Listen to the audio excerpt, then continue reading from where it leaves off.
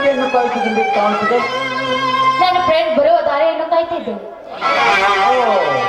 Lady friend ಅಥವಾ ಬಾಯ್ friend? ನಾನ್ಯಾರು? ಅಂದ್ರೆ ಬಾವಿ ಯಜಮಾನ.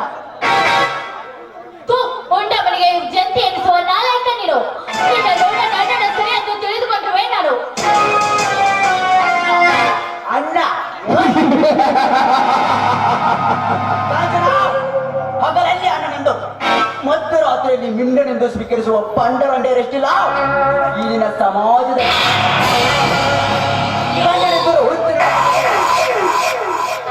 ರಾತ್ರಿಯಲ್ಲಿ ಬೇರಪ್ಪ ಕಂಡೆನಿಸುವಂತೆ ಮೈಸೂರು ನೀಡುವ ಆಧಾರದ ಹಾಜರಿಗೆ ತಿರಚಿಲ್ಲ ಈಗಿನ ಸಮಾಜದಲ್ಲಿ. ಹುಚ್ಚುಚ್ಚರಂತೆ ಹಾರಾಡಿ ನನ್ನ ಕೈಯಲ್ಲಿ ನಿನ್ನ ಹಲುಗಳನ್ನು ಮುರಿಸಿಕೊಳ್ಳಬೇಡ.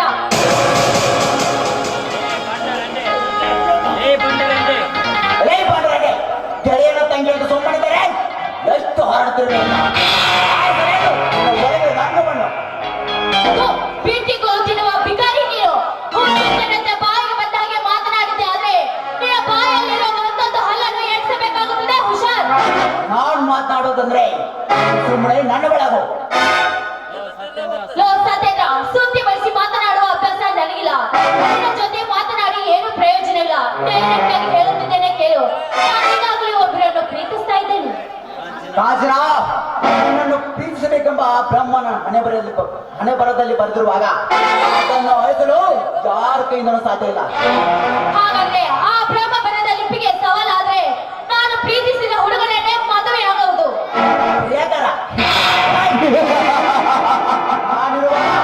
ಅವನವಳದೇ ನಿನ್ನ ಪ್ರಿಯಕರ.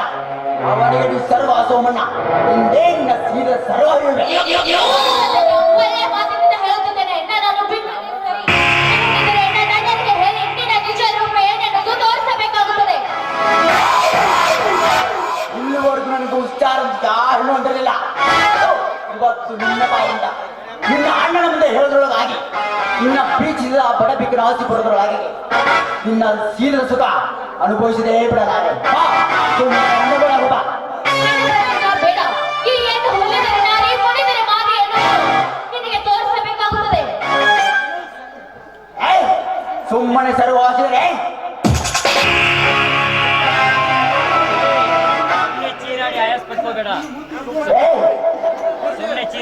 ಸುಮ್ಮನೆ ಚೀರಾಡಿ ಆಯ್ಸ್ಬರ್ಬೇಡ. ಇನ್ನು ಮುಂದೆ ಚೀರಾಡುವ ಸನ್ನಿವೇಶ ನಿನ್ನನ್ನು ಹಾಗೆ ಬಿಟ್ಟರೆ ಹೆಚ್ಚಾಗವು. ಇಷ್ಟ ಅಂತ ಕಸಿದೆ ಹೋಗಿ ಕಂಗಾಲಾಗಬೇಡ. ಕೈಗೆ ವಾಸಿಸಿಕೊಳ್ಳುವ.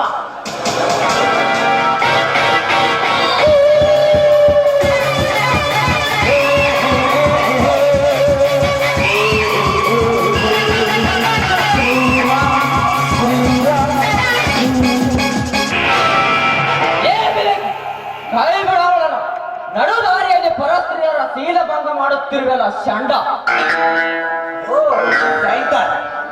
ಇದುವರೆಗೂ ನಾನು ಭೇಟಿ ಆಗ್ಬೇಕಾದ್ರೆ ಯಾರೋಡ ಬಂದಿರಲಿಲ್ಲ. ಇಂದು ನೀನು ಬಂದಿರುವೆ. ಸುಮ್ಮನೆ ಹಿಂದಿರುಗೋ. ಸುಮ್ಮನೆ ಏಕೆ ನಿಂತಿರಬೇಕಾಗ ಎಂತ ಬಣ್ಣನ ಮಕ್ಕಳನ್ನು ನೀಡು ವ್ಯಕ್ತಿಯ ಚಪ್ಪಲಿನಿಂದ ಹೊಡೆದಾಗಲೇ ಮುಂದಿನವರು ಪಾಠ ಕಲಿಯುತ್ತಾರೆ. ಶಂಕರ್, ಸರಿಯಾದ ಸಮಯಕ್ಕೆ ಬಂದು ನನ್ನ ಪ್ರಾಣ ಮಾನವನ್ನು ಕಾಪಾಡಿದ್ದೀರಾ. ಇರದಿದ್ದರೆ ಈ ರಾಕ್ಷಸರ ಕೈಯಲ್ಲಿ. ಶಂಕರ್, ಇನ್ನು ಉಪದೇಶ ಕೇಳೋರು ಯಾರು ಇಲ್ಲ. ಸುಮ್ಮನೆ ಹಿಂದಿರುಗಡೆ ಹಂಗೆ ನೀನು ಮಾಡೋ ಹೊಲಗಟ್ಟಿರಿ ಯಾರಿಗೆ ತಿಳಿದಂತೆ ಮಾಡಿದೆ. ಇನ್ನು ಉಪದೇಶ ಕೇಳೋರು ಯಾರು ಇಲ್ಲ. ಸುಮ್ಮನೆ ಎಂದನು ಇಲ್ಲವಾದರೆ ಹೋಗದಿದ್ದರೆ ಏನು ಮಾಡ್ತಿಲ್ಲ. ನಾಳೆ ರಂಡ ಮುಂಡೆರು ಕೂಡಿಟ್ಟ ಪಂಡರಪುರ ಹಾಳ ಮಾಡಿದ ಹಾಗೆ ಒಟ್ಟಾಳರಿಂದ ಈ ಸಮಾಜ ಹಾಳಾಗುತ್ತಿರುವುದು. ಕೂಡಿದ ಕಡಿಮೆಗಾರಿ ಎಷ್ಟೊಂದು ಉತ್ತರಿಸಿದ ಮಾತನೇ ಮಾತು. ಲೇಗಾಡು ಒಬ್ಬ ಹೆಣ್ಣುಗಳ ಮೇಲೆ ಅತ್ಯಾಚಾರವನ್ನು ಮಾಡಲು ಮುಂದಾಗಿರಲ್ಲ. ಗಂಡಸಿದ್ದರೆ ಹೇಗೆ ಮಟ್ಟು ನಿನ್ನ ದೇಹದಲ್ಲಿರುವ ಹಲವುಗಳನ್ನು ಲಟ ಲಟನೆ ಮುರಿದು ಗಾಂಟು ಕಟ್ಟುವೆ. ನೀನೊಬ್ಬ ಗಾಂಡಸ.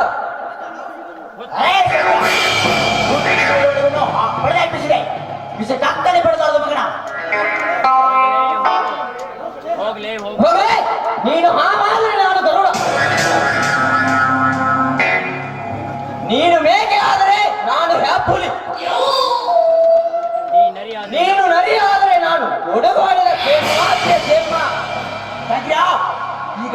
ಹತ್ರ ಏನೂ ಇಲ್ಲ ಒಂದು ಹಾಗೆ ಹೋಗ್ವೆ ಇಲ್ಲದಿದ್ದರೆ ನಿನ್ನನ್ನು ಹಿಂದೆ ಮುಗಿಸುತ್ತಿದ್ದೆ ಮುಂದೆ ಯಾವ್ದು ಬೆಳೆದಾರೆ ಮಗಣ ಏಯ್ ಕಾಂಚನ ನಿನಗೂ ಅಷ್ಟೇ ಹೋಗಲೇ ಹೆಂಗಸರು ತಿಂದು ತಿರುಗುವ ಶಾಂಡ.